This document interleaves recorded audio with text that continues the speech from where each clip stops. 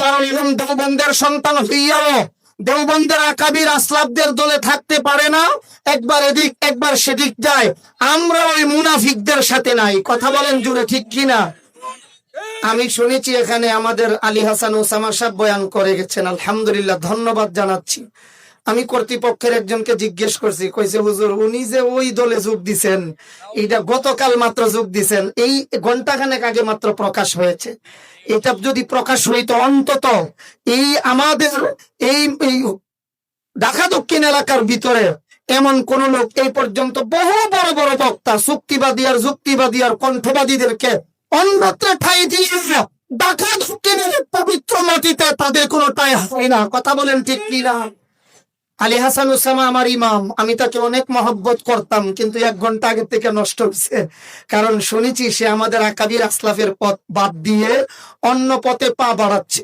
তো আপনাদের এখানে যেটা হয়েছে অজানা সত্ত্বে হয়ে গেছে। আমি এভাবে সরাসরি কোথাও কোনো বক্তার বিরুদ্ধে কথা বলি না, কিন্তু আমার ইমাম অজু চলে গেলে তখনও আমি তার পক্ষে কথা কইবো যে ইমাম সাহেব হুজুর সমস্যা নাই, আপনি অত কষ্ট করে মাঘ মায়া রাত্রে আর অজু করা দরকার নাই, একটা করছি তো করছি, ওই আপনার পেছনে আছি। না না, ইমাম যদি আবার অজু নষ্ট হয়ে গেলে নতুন করে অজু কইরায়ে ইমামের সাথে ছিলাম আসি থাকবো। কথা বলেন ঠিক কিনা? এই জন্য ধন্যবাদ আর শুকরিয়া জানাচ্ছি ঢাকা দক্ষিণ এলাকার সকল মানুষদেরকে। আমি তো আপনাদের একজন সদস্য, আমি মনে করি। আপনারা কি মনে করেন জানি না। জকিগঞ্জে গেলে আমার অনেক সময় জিগাই, হুজুর আপনার বাড়ি ঢাকা দক্ষিণ না? আমি কই আরে না, আমার বাড়ি তো ঢাকা দক্ষিণ না, বাড়ি তো বিবাড়িয়া। না হুজুর, আমরা দেখছি না হাজী জয়নাল সাহেব ঢাকা দক্ষিণের মারা গেছেন, আপনি জানাজা পড়াইছেন। তা আমি কইছি যে আমি জানাজা পড়াইলে বাড়ি ঢাকা দক্ষিণ হইব, কোনো কথা আসেনি। আমি পরে বললাম ঢাকা দক্ষিণ আমার বাড়ি না, তবে 25-26 বছরের আমার লজিং বাড়ি ঢাকা দক্ষিণ। আমি হাজী জয়নাল সাহেবের বাড়ি দত্তরাইল ঘুমায় খাইতাম থাকতাম, এখনো থাকি খাই, আলহামদুলিল্লাহ। এই সুবাদে বৃহত্তর পূর্ব সিলেটের মানুষও মনে করে আমার বাড়ি ঢাকা দক্ষিণ। এই জন্য আমি গর্ববোধ করছি যে আমাকে এমন একটা পবিত্র নগরী ঢাকা দক্ষিণের মনে করে মানুষে। এটাও আল্লাহ তাআলার, আমি আমার জন্য এক নিয়ামত মনে করছি। আল্লাহ আমাদের সকলকে দুনিয়াতে যেমন এক প্যান্ডেলের নিচে বসার তৌফিক অনেকবার আল্লাহ দান করেছেন, আশা করি মরণ পর্যন্ত থাকবে ইনশাআল্লাহ।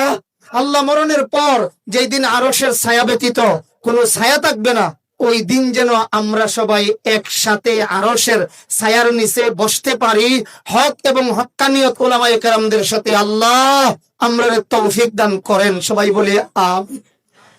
ঢাকা দক্ষিণ ওয়াজ করতে করতে কিতাব ওয়াজ যে করবো বিশ্রে ভাই না, কারণ ও তো বেশি 1999 সাল থেকে আসা যাওয়া, 27 বছর রানিং, 27 বছর ওয়াজ আর কলজার ভিতরে তাকেও কত।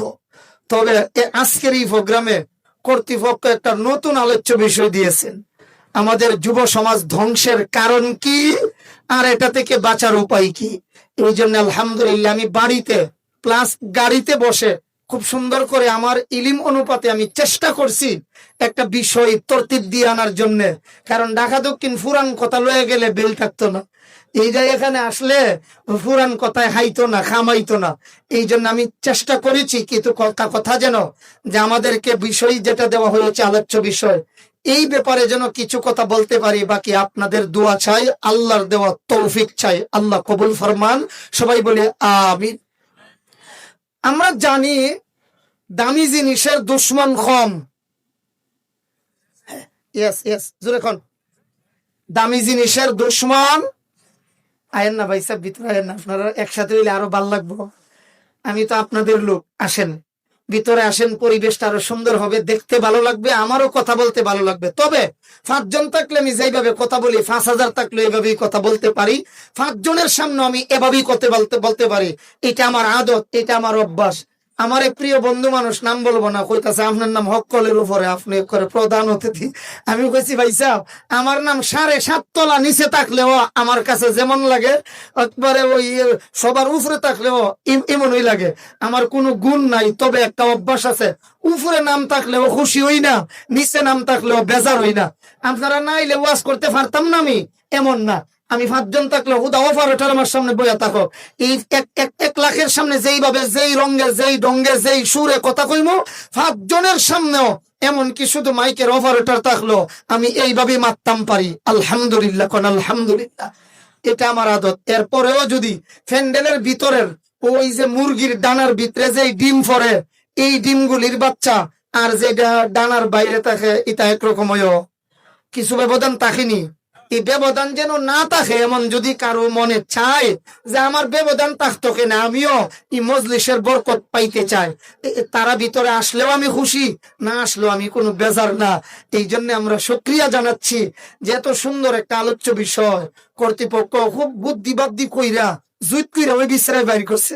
আল্লাহ উনাদেরকে বরকত দেন, আমাদেরকে বরকত দান করেন। সবাই জোরে বলে আমিন। আবার জোরে বলে আমিন। আমরা জানি দামি জিনিসের দুশ্মন বেশি, শত্রু বেশি। বলেন দামি জিনিসের দুশ্মন আর শত্রু আরো আসতে শত্রু বেশি।